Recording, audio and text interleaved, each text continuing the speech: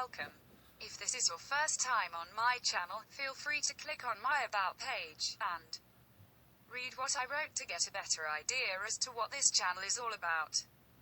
Now it's time to continue with the anti-headwear nonsense online stories series, where I will be sharing all the stories I find online that expose the unjust, illogical, unfair way headwear is treated. If you come across any anti-headwear stories online that I haven't covered, please send me the links, and I'll share them in future videos. This video will be featuring a few comedic videos about anti-headwear nonsense.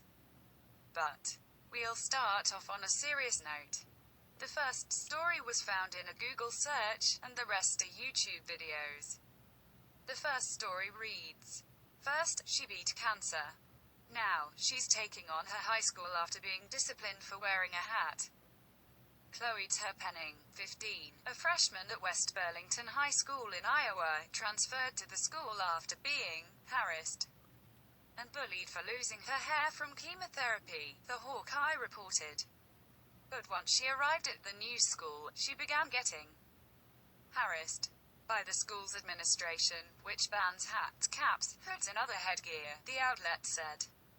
She was first sent to the office at the beginning of December for wearing a hood instead of a wig, claiming the wig was prohibiting her natural hair from growing back, giving her headaches and getting in the way of gym class. The administrators told Terpenning she needs to take steps to adjust to her new short hair, but her mother, Candice Osland, said her daughter should be comfortable while getting an education, which means allowing her to wear something to cover her growing hair. Last week, Terpenning wore a knit beanie made especially for cancer patients to school, but was stopped barely past the school's entrance by the principal, who sent her to the office, where she remained the entire day. In the office, it is a very small room and I don't get any lessons in there. I just get the assignments and am expected to have them done the next day, Terpenning said. And the door's wide open, so anyone who walks by can see me sitting in there. Terpenning, whose Hodgkin's lymphoma is in remission, continued to wear the hat and was in the office the rest of the week.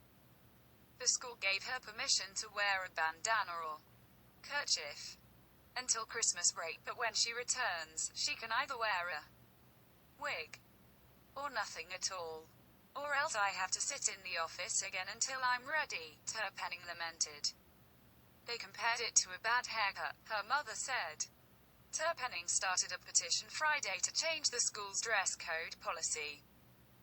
As of Sunday, she had obtained 222 signatures on a hard copy petition and another 103 online.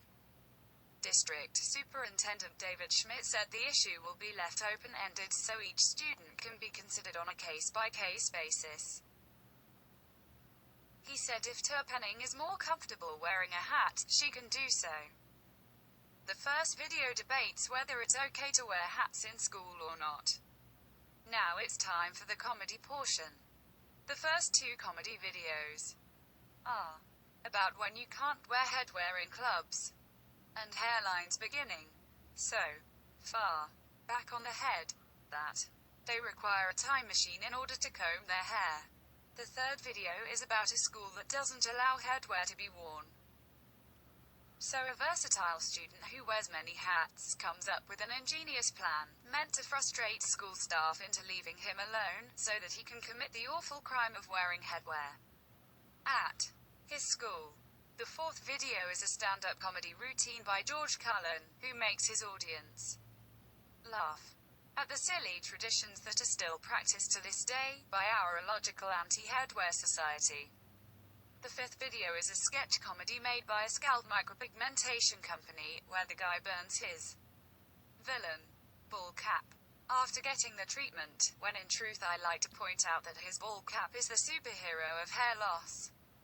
And finally, in the sixth video, we balance things out by ending on a positive note, by featuring an awesome video that supports wearing headwear indoors, and pointing out the ridiculousness of headwear etiquette. He also talks about the Sopranos TV series, Take Your Hat Off, restaurant scene, which I've made a video on, so I'll link my video about that also. I've provided the links to all these stories in the description below. Thanks for watching. Until the next video.